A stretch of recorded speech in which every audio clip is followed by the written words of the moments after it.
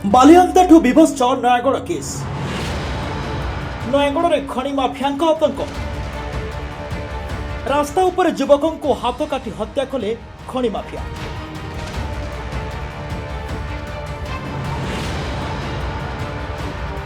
ଓଡ଼ଗାଁ କଦଳୀ ବନ୍ଧରେ ଜଣେ ଯୁବକଙ୍କୁ ଖଣି ମାଫିଆ ଅତି ନିର୍ମମ ଭାବେ ହତ୍ୟା କରିଥିବା ଅଭିଯୋଗ ହୋଇଛି। ତାଙ୍କ ଶରୀରର ଅନେକ ସ୍ଥାନରେ କ୍ଷତ ଚିହ୍ନ, ବାମ ହାତ ସମ୍ପୂର୍ଣ୍ଣ କାଟି ଦେଇଛନ୍ତି ଦୁର୍ବୃତ୍ତ। କୁହାଯାଉଛି ଯେ ଚୋରା ମାଙ୍କଡ଼ା ପଥର ଖଣିକୁ ବିରୋଧ କରି ଆସୁଥିଲେ ସ୍ଥାନୀୟ ଲୋକେ।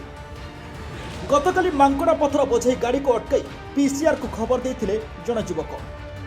ଆଉ ଏହାକୁ ନେଇ ଖଣି ମାଫିଆ ଆକ୍ରମଣ କରିଥିଲେ। ଏଥିରେ ଯୁବକଙ୍କର ଘଟଣାସ୍ଥଳରେ ହିଁ ମୃତ୍ୟୁ ହୋଇଥିଲା। ସେପଟେ ନ୍ୟାୟ ଦାବିରେ ଗ୍ରାମବାସୀମାନେ ରାସ୍ତାରୋକ କରିଛନ୍ତି। ନୟାଗଡ଼ ଓଡ଼ଗାଁ ରାସ୍ତାରେ ଶହ ଶହ ସଂଖ୍ୟାରେ ଗାଡ଼ି ମୋଟର ଅଟକି ରହିଛି।